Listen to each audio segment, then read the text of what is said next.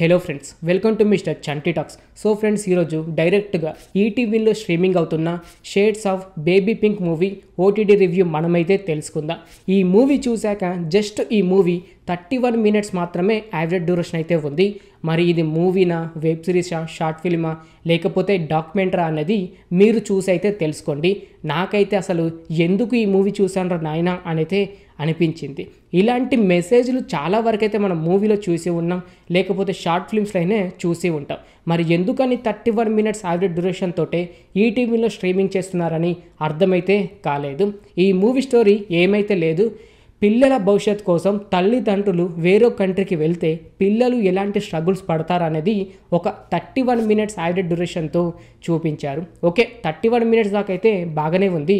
కాకపోతే ఈ మూవీ చూసేది పెద్దవారు కాబట్టి ఆ చిన్నతనంలో ఉన్న బాబు పెద్దయిన తర్వాత కూడా వాళ్ళ అమ్మ నాన్న మీద ప్రేమ ఉందా లేదా అనేది కూడా చూపించి ఉంటే, అంటే ఒక రిమైనింగ్ 10 to 20 మినిట్స్ కూడా యాడ్ చేసేది ఉంటే అది కొద్ది వర్కౌట్ అయితే అయ్యేది.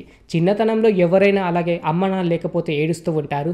దానిని పెద్దగా కాన్సెప్ట్గా తీసుకొని 31 మినిట్స్ యావరేజ్ డ్యూరేషన్ తోటి డైరెక్ట్ ఓటీటీలో స్ట్రీమింగ్ చేయడం అంతగా నచ్చలేదు భయ్య. ఎక్కడైనా ఎమోషనల్గా వర్కౌట్ అవుతుంది అనుకున్నాను, కానీ ఎక్కడైతే లేదు. దీనికోసం రివ్యూ ఇవ్వడానికి కూడా ఏమైతే లేదు.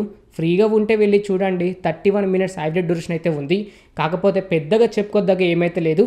ఫాదర్, మదర్ అండ్ సన్నుకు లేదంటే కూతురికి దూరంగా ఉంటే వాళ్ళు ఎలాంటి స్ట్రగుల్ పడతారు అనేది ఒక 31 మినిట్స్లో అయితే చూపించారు. ఇప్పుడు చూసుకుంటే ఈటీవీలో స్ట్రీమింగ్ అయితే అవుతుంది.